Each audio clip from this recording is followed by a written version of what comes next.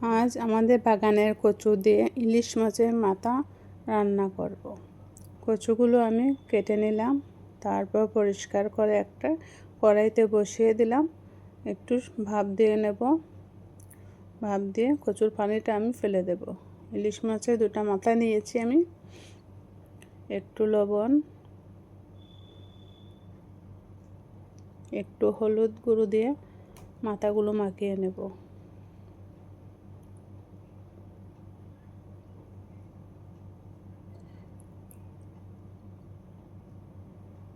এখন আমি আরেকটি চুলায় একটি কড়াই বসিয়ে দিলাম, তাতে আমি তেল দিয়ে দিয়েছি।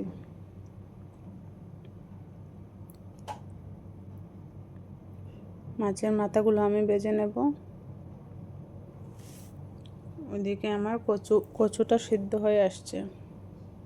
কচু থেকে অনেকটা পানি বেরিয়েছে, তাই এখন আমি ঝরিয়ে নেব একটা চাকনির সাহায্যে।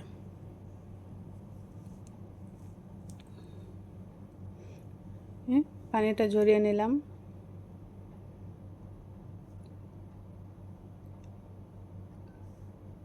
এদিকে আমার মাছের মাথাগুলো ভাজা হয়ে গিয়েছে। মাথাগুলো আমি এখন তুলে নেব।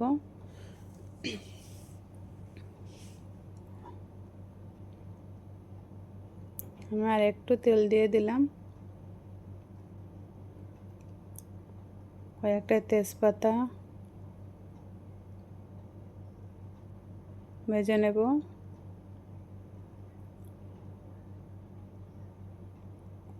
দুইটা মরিচ এটাও ভেজে নেব। শুকনো মরিচগুলো ভেজে নেব। 4টা মরিচ দিয়ে দিলাম।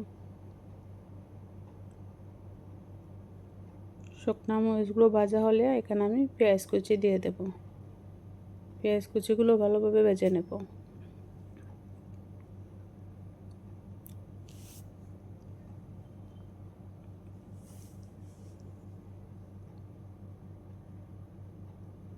আমার পেঁয়াজগুলো ভাজা হয়ে গিয়েছে।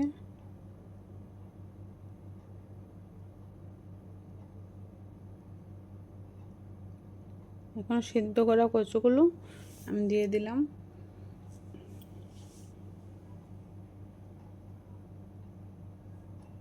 ভালোভাবে মাখিয়ে নেব।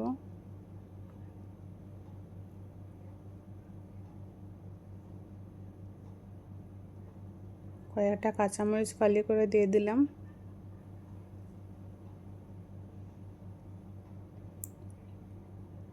একটু হলুদ গুঁড়ো,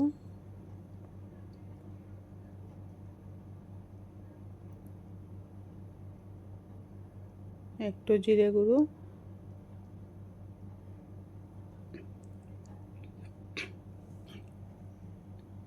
তারপর আদা গুঁড়ো দিয়ে দেবে।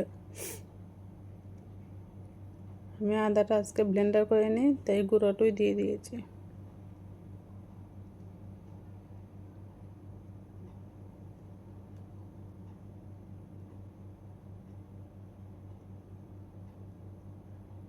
লবণ দিয়ে দিলাম।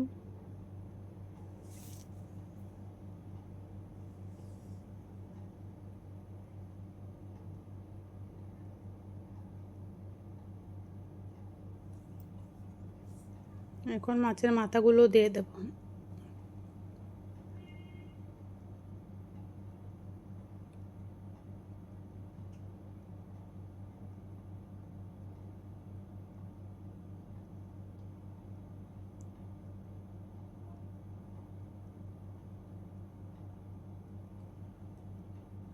এখন আমি কিছু সময়ের জন্য ঢেকে দেব।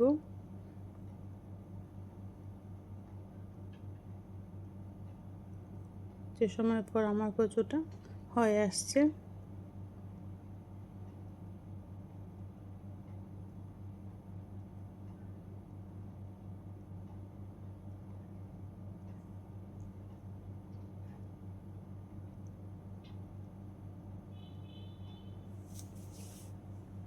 এভাবে মাথার সাথে কচুটা মিশিয়ে নেব।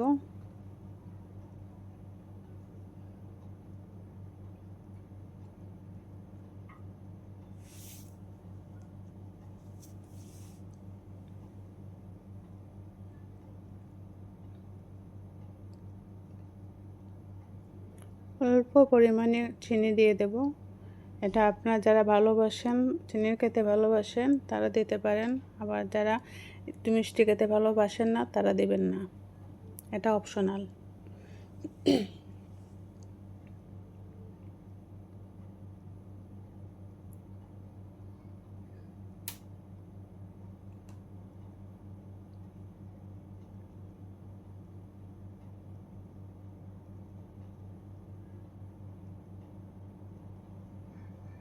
এখন আমি কচুটা তুলে নেব।